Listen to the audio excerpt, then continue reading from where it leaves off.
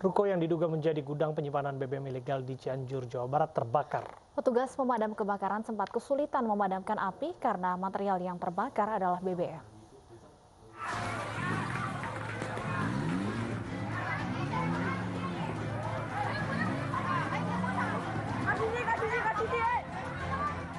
Warga panik berhamburan menyelamatkan diri karena sempat terjadi ledakan di lokasi ruko yang terbakar di Cianjur, Jawa Barat. Lokasi ruko yang terbakar diduga menjadi gudang penyimpanan BBM ilegal. Petugas pemadam kebakaran yang tiba di lokasi sempat kesulitan memadamkan api karena material yang terbakar adalah BBM. Kejadian kebakaran juga membuat arus lalu lintas di lokasi mengalami kemacetan. Untuk penyebabnya sebenarnya dalam penyelidikan. Apakah ini gudang itu tadi ilegal, BBM ilegal? Kita belum paham dan belum mengetahui karena sekarang lagi kebakaran dan lagi ada pemadaman kebakaran. Selain menyelidiki penyebab kebakaran, polisi juga menyelidiki dugaan ruko yang terbakar merupakan gudang penimbunan BBM ilegal. Dari Cianjur, Jawa Barat, Muhammad Andi Ihsan, iNews melaporkan. Kementerian Dalam Negeri segera mengambil keputusan terkait polemik kewarganegaraan ganda Bupati Saburai Jua NTT terpilih Orien Patriot Riwukore. Kemendagri akan menimbang saran dari Bawaslu yakni menunda pelantikan Bupati Orien Patriot Riwukore.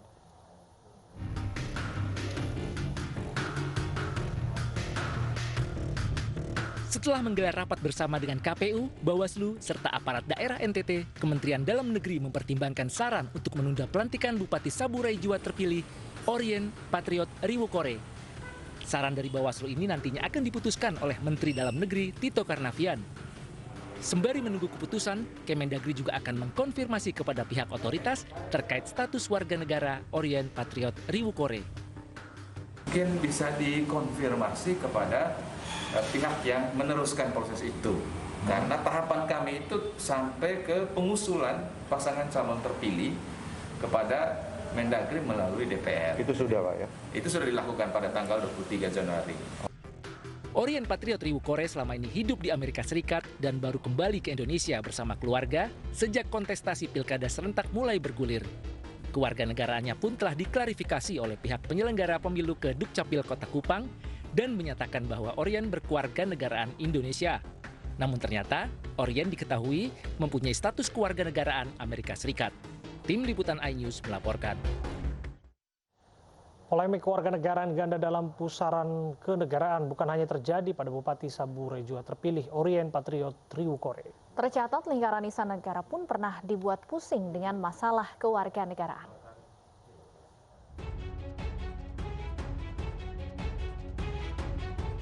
Pada 2016, Presiden Joko Widodo menunjuk Archandra Thakar sebagai Menteri SDM. Namun belakangan Archandra diketahui juga memiliki kewarganegaraan Amerika Serikat. Archandra saat itu ternyata pemegang paspor Amerika Serikat setelah melalui proses naturalisasi pada tahun 2012. Setelah terjadi polemik, Presiden Jokowi akhirnya mencopot Archandra yang sebelum sebulan menjabat sebagai Menteri SDM. Walau akhirnya Archandra Thakar menjabat sebagai Wakil Menteri SDM setelah urusan kewarganegaraannya telah selesai. Lain waktu, polemik kewarganegaraan ganda juga terjadi di Istana. Seorang anggota Paskibraka Nasional yang sudah bersiap mengibarkan bendera pusaka saat peringatan kemerdekaan RI ke-71 pada 17 Agustus 2016 lalu sempat tak dapat melanjutkan tugasnya. Gloria Natapraja Hamel diketahui juga memiliki status kewarganegaraan Prancis dari sang ayah. Namun, dengan berbagai kebijakan, Gloria akhirnya dapat menjadi bagian dari tim penurunan bendera Paskibraka Nasional pada peringatan HUT Kemerdekaan RI ke-71. Dalam Undang-Undang Nomor 12 Tahun 2016 tentang kewarganegaraan, Indonesia prinsipnya tidak mengenal kewarganegaraan ganda. Namun, seiring bergulirnya keadaan pemerintah terus berupaya menyelesaikan persoalan kewarganegaraan. Tim Liputan iNews melaporkan. Menteri Sekretaris Negara Pratikno mengaku sudah menerima surat dari Ketua Umum Partai Demokrat AHY. Surat ditujukan kepada Presiden Joko Widodo terkait isu kudeta Partai Demokrat.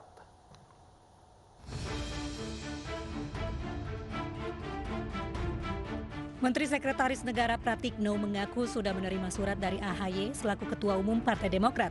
Surat ditujukan ke Presiden Joko Widodo terkait isu kudeta Partai Demokrat. Surat diantar langsung oleh Sekjen Partai Demokrat, Teguh Rifki Harsha. Pratikno menyatakan pihak istana tak perlu membalas surat yang disampaikan AHY. Tidak perlu menjawab surat tersebut karena itu adalah perihal dinamika internal partai. Itu adalah perihal rumah tangga internal Partai Demokrat. Sebelumnya, Ketua Umum Partai Demokrat Agus Harimurti Yudhoyono mendapat laporan gerakan pengambil alihan kepemimpinan Partai Demokrat secara paksa dari sejumlah kader pusat maupun daerah. Sejumlah nama yang diduga terlibat pun disebutkan secara gamblang, termasuk nama-nama di lingkup pemerintahan Kabinet Indonesia Maju. Gerakan upaya pengambil alihan paksa kepemimpinan Partai Demokrat dilakukan secara sistematis. Melibatkan 5 orang, mulai dari kader Demokrat aktif, kader non-aktif 6 tahun, mantan kader yang diberhentikan dengan tidak hormat karena korupsi 9 tahun lalu, mantan kader yang keluar sejak 3 tahun lalu, hingga pihak non-partai, yaitu pejabat tinggi di lingkaran Jokowi. Para pimpinan dan kader Demokrat yang melapor kepada kami tersebut merasa tidak nyaman dan bahkan menolak ketika dihubungi dan diajak untuk melakukan penggantian Ketua Umum Partai Demokrat. Ajakan untuk mengganti pimpinan Partai Demokrat dilakukan melalui telepon ataupun pertemuan langsung. Mereka disebut merencanakan penggantian pimpinan Partai Demokrat melalui Kongres luar biasa untuk menjadikan Partai Demokrat kendaraan di Pilpres 2024 mendatang.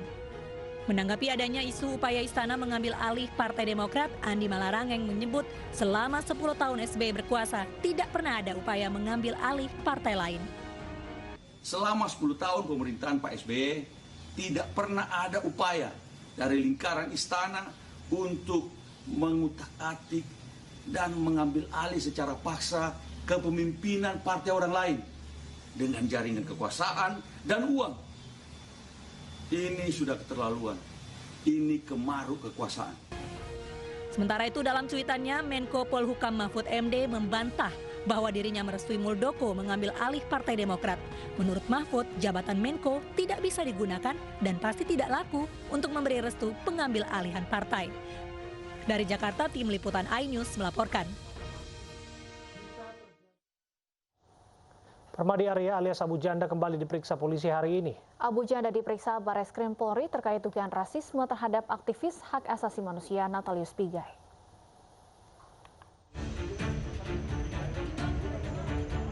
Pegiat media sosial Permadi Arya alias Abu Janda diperiksa Barreskrim Polri hari ini. Abu Janda diperiksa sekitar 4 jam terkait kasus dugaan rasisme terhadap mantan anggota Komnas HAM Natalius Pigai. 20 pertanyaan dilontarkan penyidik Barreskrim Polri untuk mengklarifikasi Abu Janda terkait cuitannya di Twitter yang diduga rasisme terhadap Natalius Pigai. Jadi ternyata hari ini saya baru diperiksa dalam rangka interview. Jadi ini masih dalam proses lidik interview untuk pelapor. Ini berarti menyasar ke cara berpikir bukan ke fisik berarti ya? Ya, kalau dibilang saya menghina cara berpikir dia betul. Tapi kan itu kan urusan saya sama Pigai, makanya saya bingung ini kok. Saya lihat pelapornya masih ini juga, terus dilebarkan kemana-mana tanpa konteks gitu ya. Gitu. Jadi itu semata-mata karena tweet Pigai yang mempertanyakan kapasitas Pak Jenderal, saya jawab lagi balik, kau kapasitasnya apa? Sudah selesai belum? Cara berpikir kau, kapasitas berpikir kau sudah selesai belum? Abu Janda diduga melontarkan rasisme ketika Natalius Pigai sedang adu argumen dengan mantan Kepala BIN AM Hendro Priyono di Twitter. Abu Janda dilaporkan oleh Dewan Pimpinan Pusat Komite Nasional Pemuda Indonesia atau KNPI. Permadi Arya juga telah diperiksa oleh polisi selama 12 jam terkait dugaan ujaran kebencian dan SARA pada Senin lalu. Tim Liputan iNews melaporkan.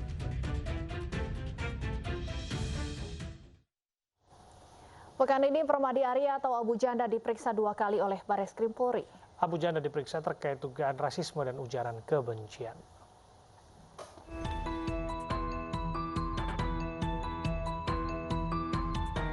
Pegiat media sosial Permadi Arya alias Abu Janda diperiksa 2 kali pekan ini. Abu Janda menjadi terlapor untuk 2 kasus yaitu dugaan rasisme terhadap mantan anggota Komnas HAM Natalius Pigai dan dugaan ujaran kebencian terkait pernyataan Islam arogan melalui cuitannya. Abu Janda dilaporkan oleh Dewan Pimpinan Pusat Komite Nasional Pemuda Indonesia atau KNPI. Bukan kali ini saja Permadi Arya atau Abu Janda dilaporkan ke polisi. Pegiat media sosial ini telah berulang kali dilaporkan karena kerap melontarkan pernyataan yang kontroversial. Abu Janda pernah dilaporkan pada 2018 lalu terkait dugaan penghinaan terhadap bendera Tauhid di media sosialnya. Di tahun yang sama, Abu Janda juga dilaporkan ke Barreskrim oleh seorang guru asal Jakarta karena menyebut aksi bela Tauhid sebagai aksi politik terselubung lewat media sosial. Di tahun 2019, Ikatan Advokat Muslim Indonesia melaporkan Abu Janda karena melontarkan kata-kata melalui media sosial bahwa teroris punya agama dan agamanya adalah Islam. Abu Janda juga sebelumnya pernah dilaporkan Ustaz Maher Atwailibi atau Sony Eranata ke Barreskrim atas dugaan pencemaran nama baik. Tim Liputan iNews melaporkan. Pemirsa, polisi telah memeriksa Abu Janda dalam kasus ujaran rasisme terhadap Natalius Pigai. Ada apa tanggapan korban ujaran rasisme ini? Kami sudah bersama dengan aktivis HAM Natalius Pigai bersama kami di studio dan juga telah bergabung bersama kami dari luar studio ada Ketua Ikatan Aktivis 98 Immanuel Ebenezer. Selamat sore Pak Pigai dan selamat sore juga Pak Immanuel. Selamat malam Mbak. Saya ke Pak Pigai terlebih dahulu. Pak Pigai, ini 2 kali ada kasus rasisme yang menyasar diri Anda, tapi yang melaporkan ke polisi ini justru bukan Anda, melainkan pihak lain. Anda memang tidak ada niat untuk melakukan pelaporan terhadap rasisme yang menyasar kepada diri Anda ini? Saya boleh minta waktu 3 menit ya. Jangan dipotong. Ya toh? Boleh nggak? Baik, kami persilakan Pak Pigai. Ya. Jadi gini, kalau bicara tentang ujaran rasisme kepada saya, itu sudah terlalu banyak. Pak Abu Janda atau Mas Abu Janda itu bukan baru. Tapi jauh sebelumnya, dulu rasisme itu dilakukan sejak 2016-17. Kalau hitung itu ya, itu jutaan. Karena itu, apa yang dilakukan oleh Mas Abu Janda atau siapapun, saya melihat secara utuh dulu, kira-kira siapa latar belakangnya. Kalau mereka adalah bagian dari power system, meskipun tidak ofisial, saya anggap itu hal yang biasa. Dari konsekuensi dari perjuangan saya membela orang-orang kecil dan lemah. Jadi jangankan Mas Abu Janda itu baru sekarang, udah jutaan. Karena itu saya memandang bahwa kalau kebebasan ekspresi di ruang publik itu tidak bisa dibatasi dengan mengandalkan kekuatan hukum. Saya tidak menganut asas pemidanaan karena saya tidak suka memidanakan orang. Karena kalau dia kena pidana, itu yang sulitnya itu bukan dianya, anak istrinya, saudara-saudaranya, apalagi dia adalah tulang punggung. Cara pandang itulah yang membuat jangankan saya lakukan memidanakan orang, berpikir aja nggak pernah. Dan saya memandang, saya kan pemimpin pembela orang kecil. Karena itu tidak mungkin memikirkan saja tidak. Jadi apa yang dilakukan oleh Pak Abu Janda tentang Natalius Pigai evolusi belum selesai, itu bukan baru. Saya sudah baca buku Origin of Species Charles Darwin. Saya juga baca buku Herbert Spencer tentang evolusi sosial dan kebudayaan. Saya baca buku Vladimir Zhirinovsky, itu ketua Partai Demokrat Liberal Rusia, wakil ketua Duma. Dia juga menyatakan orang kulit hitam itu evolusi belum selesai. Jadi ketika Mas Abu Janda keluarkan hal itu, saya sudah membayangkan itu bukan pemikiran dia. Apalagi persoalan perspektif kejahatan berbasis rasis. Mulai dari Akayesu di Rwanda. Akayesu itu pimpinan kepala daerah di negara bagian Taba, Rwanda. Kemudian Slobodan Milosevic, Radovan Karadzic, Mračić di Yugoslavia, Bosnia, itu adalah presiden dan perdana menteri. Kemudian Pol Pot di Kamboja, juga Perdana Menteri. Hitler di Jerman juga adalah ketua partai Nazi, pemimpin Jerman. Jadi pelaku-pelaku kejahatan berbasis rasialisme itu tidak selalu dilakukan orang kecil. Selalu dilakukan oleh orang yang berkuasa. Dalam pemahaman saya begini, apalagi saya baca pernyataan Mas Abu Janda ya, apakah Natalius Pigai evolusi sudah selesai atau belum? Itu sebuah pertanyaan. Anda menilai bukan rasisme saya boleh pernyataan jujur ini? Pernyataannya itu sangat berbahaya. Karena saya berpedoman kepada Vladimir Zhirinovsky Rusia. Dia anggota KGB. Jadi kata-kata itu tidak mungkin keluar dari orang yang referensinya terbatas. Pasti punya orang yang punya kemampuan intelijennya tinggi. Karena itu saya dari awal begitu beliau keluarkan dan ada pertanyaan di belakang, saya sudah pahami Mas Abu Janda ini, tolong ditulis ya. Saya tidak pernah benci. Justru dia bertanya, Natalis evolusi sudah selesai atau belum? Kalau sebuah pertanyaan, saya boleh jujur Tulus ya. Bagaimana pidananya? Jangan kira saya membela, memang kata-katanya jahat. Kalau referensinya pada Vladimir Zhirinovsky, menyayat perasaan banyak orang, termasuk bangsa saya. Kalau pagi tadi, maaf Pak Pigai saya potong sedikit, dikatakan oleh Abu Janda evolusi yang dimaksud adalah evolusi pikiran. Ya itu kan perspektif dua dia. Kalau pemahaman publik kan berbeda. Itu tergantung interpretasi saja. Tapi dalam pemahaman dan pandangan saya dalam konsep kepemidanaan, Pak Abu Janda itu dia bertanya, evolusi sudah selesai belum? Kan tinggal saya jawab aja. Baca buku dari berbagai referensi, ada penelitian-penelitian molekuler. Kalau mau ya saya pergi ke lembaga molekuler Eijkman di RSCM atau di antropologi Ragawi UGM. Jadi Anda tidak menganggap pertanyaan ini sebagai pernyataan rasisme begitu? Substansinya rasialisme. Tapi dari sisi hukum kepidanaan, kita jujur, lebih berbeda dengan Ambros. Baik. Ambros itu, ya semua orang bisa tahu itu langsung. Baik. Kalau Abu Janda, saya memang tidak suka. Apakah tidak suka lantas saya menyatakan dia jahat? Saya tidak suka trial by the mobs. Tapi Pak Ambrosius pun bukan Anda yang melaporkan ya? Semua Abu Janda juga bukan. Saya mikir aja enggak kok. Saya kan pemimpin, masa harga diri saya turun kalau saya memidanakan orang. Tapi Anda kenal dengan pihak-pihak yang melaporkan atas nama Anda? Dengan KNPI, dengan Sius Doan Siba, dengan media Rizka Lubis yang melaporkan Abu Janda dan Ambrosius? Ketemu aja tidak pernah, nama aja saya baru tahu. Saya nama aja saya baru tahu. Telepon deh sama, coba ya, mungkin di Indonesia ini kan, kalau ini masalah politik, Indonesia punya saluran informasi intelijen, Barreskrim punya cyber. Coba cek aja nomor saya. Gak pernah saya kenal juga nggak. Tetapi bahwa apa yang dilakukan oleh Pak Abu, mungkin tentang rasialisme ya, bukan hanya Pak Abu Janda. Itu menjadi perasaan publik menurut saya ya. Karena dalam suasana begini, mungkin saya diam-diam aja. Ini Natalius Pigai ini dia yang disasar, tapi kami nggak. Mungkin orang Indonesia memang perasaannya seperti begitu. Orang Papua juga merasa perasaannya begitu. Di Undang-Undang Nomor 40 tahun 2008 itu korbannya satu, seseorang ya manusia.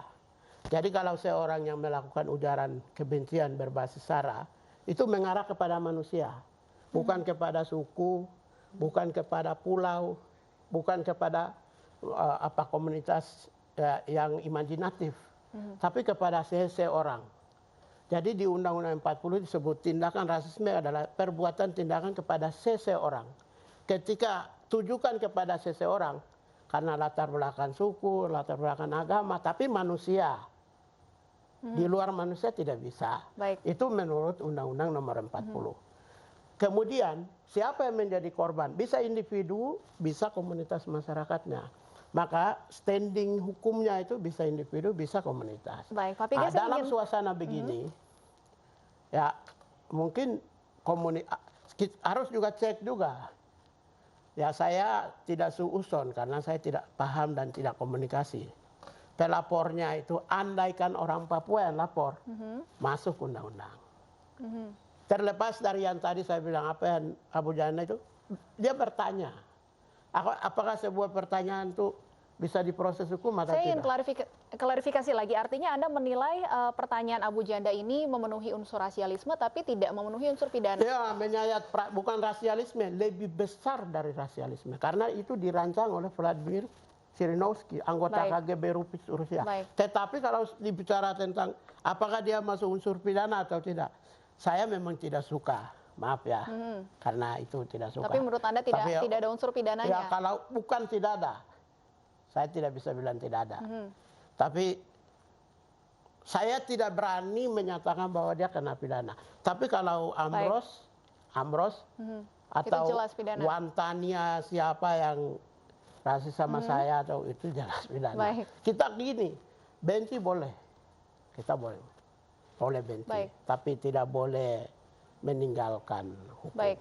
Jadi saya memang tidak suka. Tidak suka yang, dan saya tidak pernah soal lakukan tindakan rasial sama siapapun. Misalnya, kamu ini begini, kamu nggak pernah. Mungkin kritik karena sistem politik. Kenapa kamu selalu jadi pemimpin? Kan kita juga mau jadi presiden. Kalau pemilihannya bikin sebuah sistem demokrasi supaya persaingan terbuka. Saya kalau kritik begitu bisa. Tetapi kalau orang nggak bisa. Saya dan tidak pernah. Saya pembela kemanusiaan masa. Saya harus. Baik, kami tangkap poinnya. Saya ke Pak Immanuel terlebih dahulu. Pak Immanuel, saya ingin konfirmasi. Benarkah ini Ikatan Aktivis 98 dikatakan menyiapkan 1.000 pengacara untuk membela Abu Janda? Ya, kita menyiapkan 1.000 pengacara untuk pembelaan Abu Janda. Tapi memang tadi sudah diklarifikasi oleh sahabat saya Natalius Pigai bahwa beliau tidak pernah melaporkan Abu Janda. Begitu juga saya tidak juga merekomendasikan untuk membuat laporan karena diskusi-diskusi. Natalius Pigai ini kan bukan anak Papua yang baru melek politik. Beliau itu sudah lalu lantang di dunia politik. Artinya beliau tahu sekali resiko-resiko politik yang akan diambil. Nah, persoalan diskusi dikriminalkan itu bahaya sekali buat demokrasi. Saya orang yang tidak sepakat ketika saya diskusi dengan sahabat saya Natalius Pigai, kemudian ada beberapa pernyataan yang sangat menyinggung saya atau menyinggung Natalius Pigai itu dilaporkan. Nah, yang lucunya yang melaporkan bukan Natalius Pigai atau Abu Janda, yang melaporkannya orang di luar itu semua. Nah, makanya persoalan Natalius Pigai dan Abu Janda ini ya harapan saya diselesaikan di luar hukum. Karena gini, ini bahaya buat demokrasi. Jangan karena diskusi yang memiliki dasar argumentasi kemudian dikriminalkan. Ya diskusi dibahas dengan diskusi dong.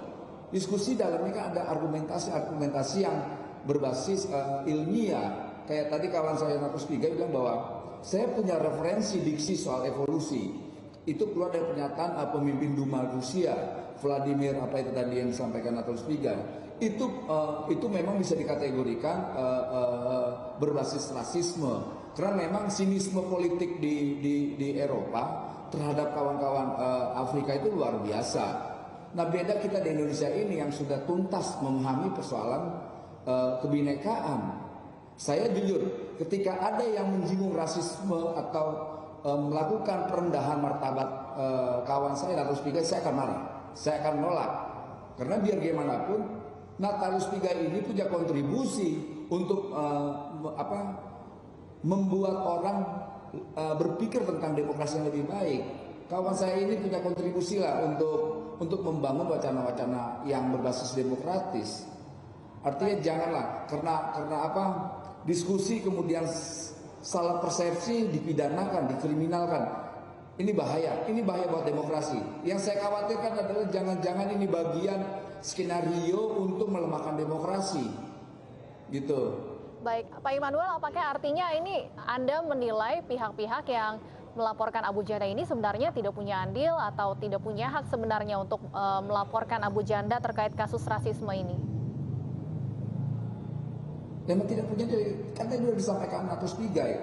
Kalau memang dia melecehkan ras Papua, yang akan melaporkan itu orang-orang Papua, kena pidana Natalus Pigai. Tapi kan tidak. Artinya gini, orang Papua lebih punya kedewasaan berpolitik. Orang Papua lebih punya kedewasaan dalam melihat kebinekaan. Dan contoh yang sederhana adalah Natalus Pigai. Beliau tidak ingin melaporkan, bahkan tidak terpikirkan untuk melaporkan Abu Janda. Ini udah diklarifikasi oleh Natalus Pigai sendiri. Saya tidak ada kepikiran untuk melaporkan Abu Janda. Itu udah jelas sekali. Lalu ngapain orang-orang yang melaporkan Abu Janda ini?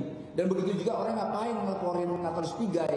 Anda melihat ada motif lain dari pelapor? Saya rasa sudah diselesaikan lah. Kalau untuk motif lain itu saya nggak tahu lah ya. Saya juga tidak mau terlalu mengintervensi atau menginterpretasikan sesuatu yang tidak kapasitasnya. Yang benarnya adalah jangan pernah kriminalkan setiap apapun yang didiskusikan dalam diskusi. Itu bahaya buat demokrasi. Karena orang yang diskusi mereka punya dasar argumentasi. Ketika tidak suka ya dijawab dengan argumentasi juga. Apa yang dilakukan Natalus Pigai itu adalah sikap demokratis Natalus Pigai. Itu harus kita hormatin.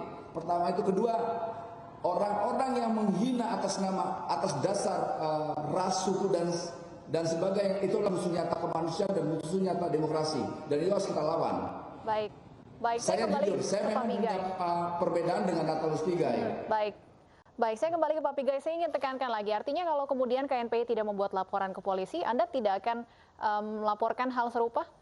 Ya, gini, saya sudah bilang dari 2017, Fatima, ya saya boleh terus terang ya, ketika Fatima munculkan gambar yang di-upload oleh Ambrosius Nababan, itu 2017, gambarnya ya, kemudian dipakai oleh Pak Ambrosius Nababan.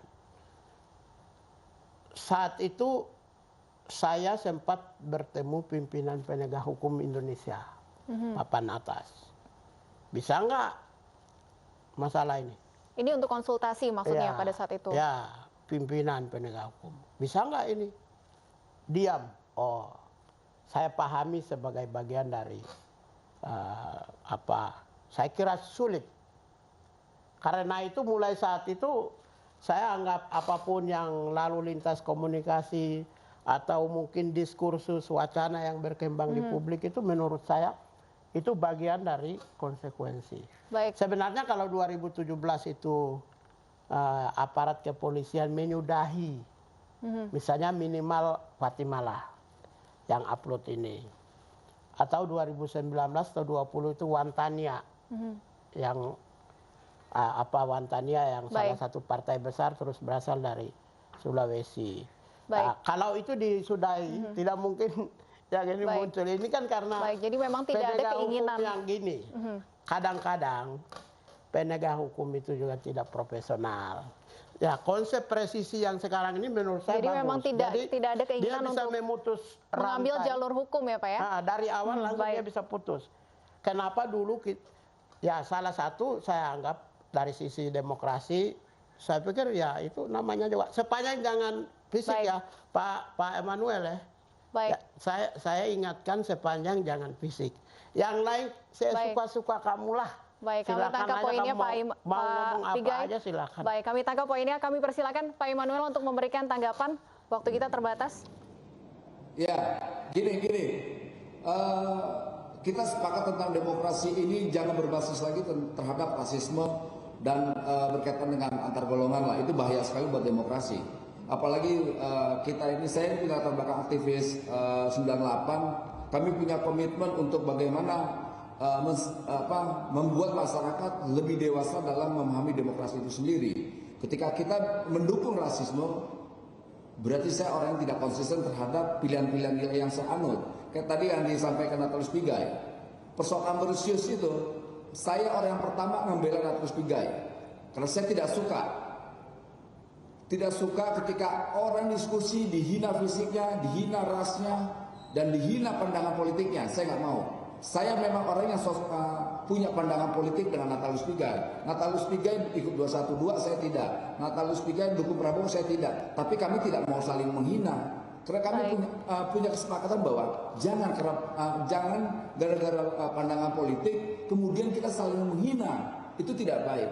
Itu sangat-sangat merendahkan martabat dan prinsip-prinsip demokrasi saya anut. Jadi baik, sayang sekali Pak Pigai, mohon maaf waktu kita sangat terbatas.